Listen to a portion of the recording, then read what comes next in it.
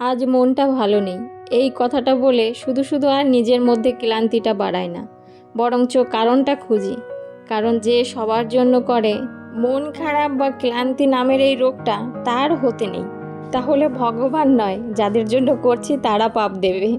এইদিকে নিত্যকারের বায়না, ছেলে স্কুলে যাবে না, তাকে বুঝিয়ে সুঝিয়ে স্কুলে পাঠাতে আমার পুরো সকালটা লেগে যায়। আসলে অন্ধ্রপ্রদেশে স্কুলের টাইমিংটা না অনেকটা বেশি।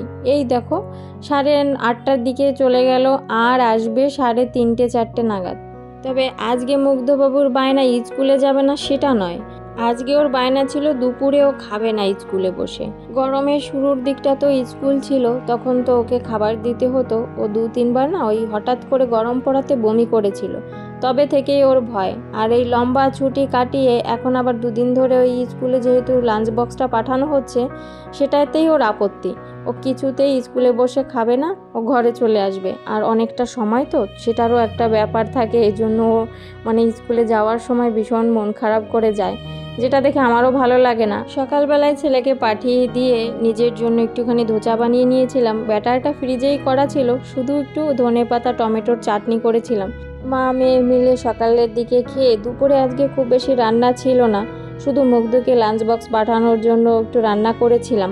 আর আজকে সারা দিনে তেমন কোনো কাজবাজ করতে ইচ্ছা করেনি। ওই যে বললাম মন খারাপ, কিন্তু বলতে নেই। মন খারাপের একটা প্রধান কারণ হতে পারে আমার ছেলেটা অনেক দিন ধরে ঘরের মধ্যে ছিল, তো এখন হঠাৎ করেই ওই সারাটা দিন স্কুলে চলে যাচ্ছে। এই সারা বন্ধটাতে মুগ্ধর দুপুরে একটা ঘুমের অভ্যাস হয়ে গিয়েছিল। আর এখন যেহেতু সারাটা দিন স্কুলে থাকে, বিকেলবেলায় এসে ছেলে প্রচুর ক্লান্ত হয়ে যায়, কান্নাকাটি করে অপর বেলায় 2 দিন ঘুমিয়ে পড়ছে। এতে ওরই আবার কষ্টটা বেশি হয়, কারণ রাতের দিকে তখন ভালো ঘুম পায় না, সকালে উঠতে অনেকটা দেরি করে ফেলে। তাই ছেলে যাতে না ঘুমিয়ে পড়ে, আর আমার মন ভালো করার জন্য চলে এলাম নার্সারিতে। কারণ আমাদের তো ওই যে প্রবাসে আর খুব বেশি বেড়ানোর জায়গা, আত্মীয় স্বজন এগুলো থাকে না। বাইরে বেরোনো মানেই ওই ছোটোখাটো একটু মলে যাওয়া, একটুখানি বাইরে থেকে খাওয়া, এদিক ওদিক ঘুরে সোজা আবার ঘরে চলে যাওয়া। নার্সারিতে ঢুকে আমার আর ভিডিও করার মনই থাকে না, কারণ আমি নিজেই কোনটা দেখবো কোনটা ধরবো এটা দেখে। খুব বেশি গাছ তো আর কেনা সম্ভব নয়, ভেবেছি এখন একটা একটা করে গাছ বাড়াবো। তাই যে গাছটা কিনেছি সেটা তোমাদেরকে যাওয়ার পথে দেখাবো, কারণ গাছটা রেখে এসেছি পার্কে। এর নার্সারির পাশে একটা পার্ক রয়েছে, সেখানে ভাবলাম বাচ্চাদের একটু খেলিয়ে নিয়ে যাই। কারণ ওই যে বললাম ঘরে গেলে দুপুরবেলায় জসিতা খুব ভালো ঘুমোচ্ছে না, ওর দাদা ঘরে থাকছে না, আমাদের একটা বিয়ে রুটিন হয়ে গেছে বলতে পারো। আর এইদিকে মুগ্ধ এসে অপরবেলায় ঘুমিয়ে পড়ছে, তার জন্যই ওই বাইরে একটুখানি বাচ্চাদেরকে খেলিয়ে নিয়ে তারপর যাব। আর এই পার্কটাতে আসার একটাই কারণ, এখানে এলে না বাচ্চারা প্রচুর পায়। কারণ এই পার্কটার চারপাশেই রয়েছে গভর্নমেন্টের ঘর, সরকারি যে ঘরগুলো দেয় না সেগুলোই। তো প্রচুর বাচ্চা এখানে এই পার্কটাতে খেলা করে।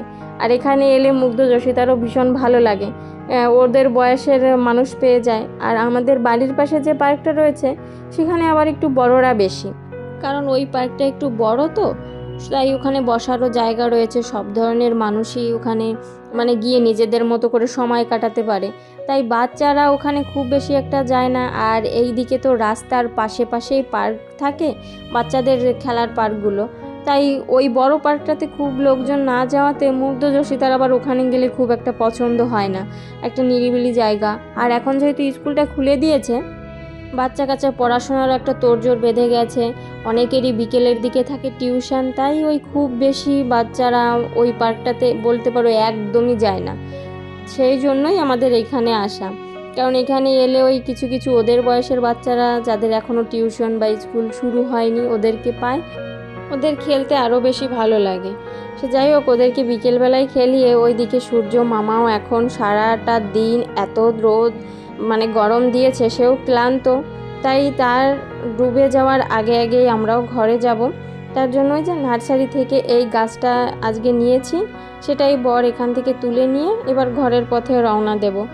গাছ বলতে পারো আমার মন ভালো করার একটা ওষুধ। আমার ভালো লাগছে না, আমি নার্সারিতে চলে আসি, আমার ভালো লাগছে না, আমি একটা গাছ লাগাই। এই যে গাছটা কিনেছি, এবার একে বসাবো, একে কিভাবে যত্ন করব, মানে এই চিন্তা করতে করতে আমার মন খারাপ কোথা দিয়ে পালায় আমি নিজেও বুঝি না। চলো এবার বাড়ির পথে ফিরি, ছেলে মেয়েকে গিয়ে আবার ফ্রেশ করিয়ে খাইয়ে দিয়ে ঘুম পাড়াবো, আবার নতুন একটা সকালের অপেক্ষা। আজ তবে এখানেই রাখি।